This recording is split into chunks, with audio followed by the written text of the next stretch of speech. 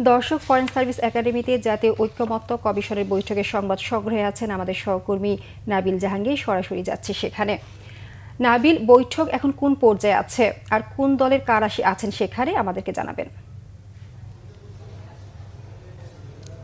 রেখা, কিছুক্ষণ আগে কিন্তু আসলে বৈঠক শুরু হয়েছে।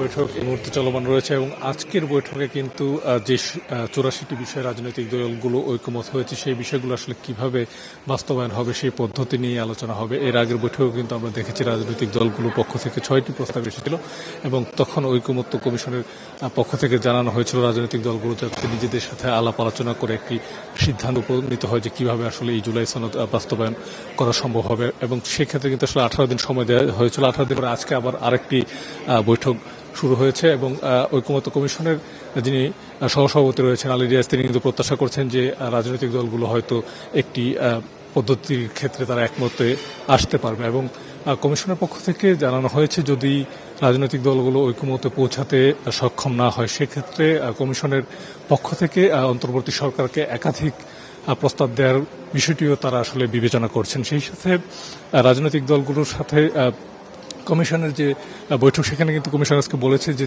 এই সংস্কার এর বিষয়ে যদি অন্য কোনো প্রস্তাব থাকে তাদের ঐকমত্যের ভিত্তিতে রাজনৈতিক দলগুলোর পক্ষ থেকে সেক্ষেত্রেও কিন্তু আসলে কমিশন সেটি বিবেচনা করবে। অর্থাৎ যে খসড়া হয়েছিল সেটিকে আসলে চূড়ান্ত খসড়া বলতে চাইছেন না কমিশন। কমিশন বলছেন যে এখনও যদি রাজনৈতিক দলগুলো তারা ঐকমত্যের ভিত্তিতে চায় কোনো ধরনের পরিবর্তন করতে সেটিও সম্ভব। এবং কমিশনের পক্ষ থেকে যেটি আসলে বলা হচ্ছে যে 15 তারিখের মধ্যেই জুলাই সনদ সেটি আসলে স্বাক্ষর করতে সক্ষম হবেন তারা, সেটি তারা প্রত্যাশা করেছেন। এবং আজকে সকালে কিন্তু প্রধান উপদেষ্টার সাথেও কমিশনের বৈঠক হয়েছিল। রেখা।